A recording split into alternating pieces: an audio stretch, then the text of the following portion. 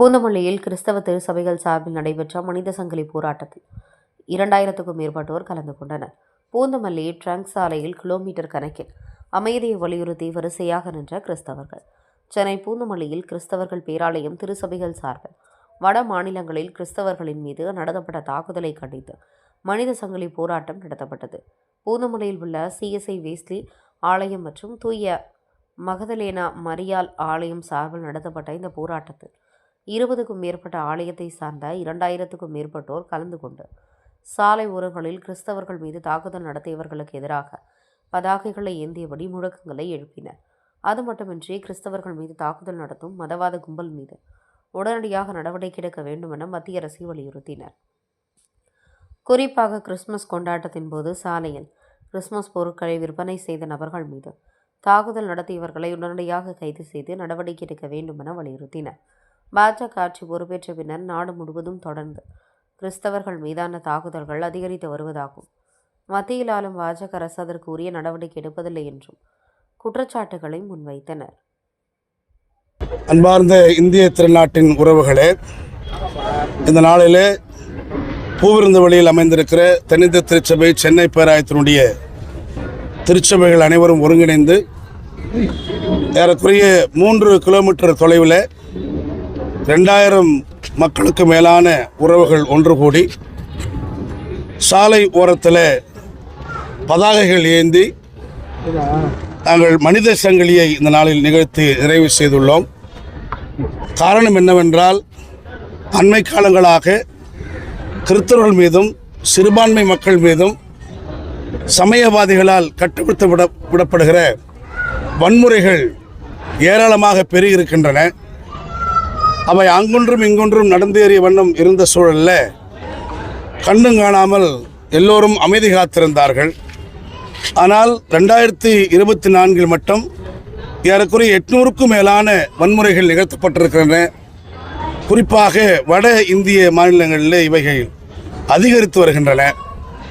கடந்த 14 ஆண்டுகளுக்கு மேலாக நம்மை ஆண்டு வருகிற ஒன்றிய அரசு இது குறித்து எந்த நடவடிக்கையும் எடுக்காமல் அமைதி காத்து வருவது திருச்சபை மக்களாகிய எங்களுக்கு மிகப்பெரிய அச்சத்தை ஏற்படுத்துகிறது. நம்முடைய இந்திய அரசியலமைப்பு சட்டத்தினுடைய பிரையாம்பிள் நமக்கு சொல்வது போல இது சமய சார்பற்ற ஒரு நாடு. இந்த சமய சார்பற்ற நாடில் எந்த சமயமும் இன்னொரு சமயத்தின் மீது ஏறி சவாரி செய்யவோ, இன்னொரு சமயத்தை கீழாக நினைக்கவோ, இன்னொரு சமயத்தின் மீது வன்முறை நிகழ்த்தவோ கூடாது என்பது இந்திய அரசியலமைப்பு சட்டத்தினுடைய முக்கியமான சரத்து. ஆனால் அவற்றையெல்லாம் மீறும் வண்ணமாக இந்திய அரசியலமைப்பு சட்டத்தை ஒரு பொருட்டாக நினைக்காத அளவில் அண்மை காலங்களாக மிக மிக கொடுமையான வன்முறைகள் நிகழ்த்தப்பட்டு வருவதை இந்திய மக்கள் அனைவரும் கவனித்து வருகிறார்கள்.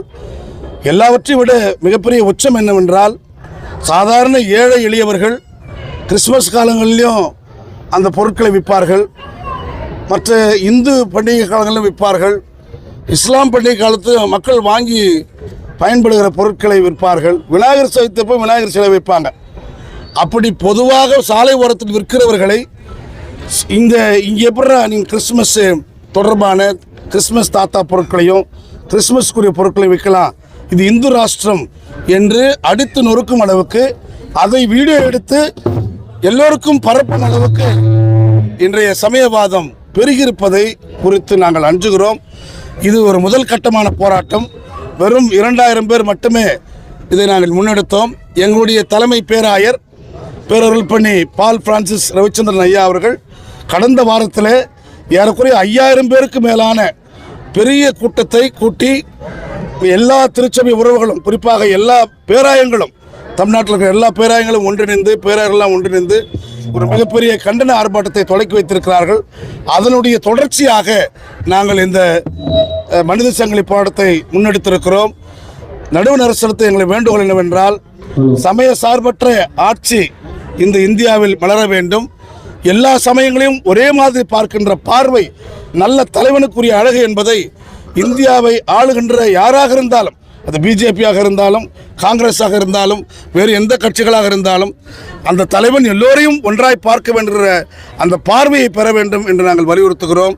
எனவே காப்போம் காப்போம் மனித உரிமை காப்போம், மீட்போம் மீட்போம், சமய உரிமை மீட்போம், வாழ வைப்போம், இந்திய அரசியலமைப்பு சட்டத்தை வாழ வைப்போம் என்று நாங்கள் வேண்டிக் கொள்கிறோம். நன்றி. என்னுடைய பெயர் அருள்பணி சாம்சன் ராசா, தென்னிந்திய திருச்சபை சென்னை பேராயம் பூவிருந்தவள்ளி ஆயருடைய தலைவர். எங்கள் அருகில் இருப்பவர் எங்களுடைய பேராயருடைய ஆயர் அருள்பணி மேனுவேல் எபினேசர் ஐயா அவர்கள் பேராயத்தில் பேராயர் நாயராக பிஷப் சாப்பிளாக இருக்கிறார்கள். அருகில் இருக்கிறவர்கள் அருள்பணி கௌசல்யா சாம்சல், இந்த திருச்சபை நாயர். இங்கு அருகில் இருக்கிற இவர் அருள்பணி தயாளன், இவர் CNI சர்ச் ஆஃப் நார்த் நாயர். இன்னும் பல்வேறு ஆயர்களும் பல்வேறு ஊழியர்களும் பல்வேறு திருச்சபை பொறுப்பாளர்களும் நாங்கள் இங்கே கூடியிருக்கிறோம்.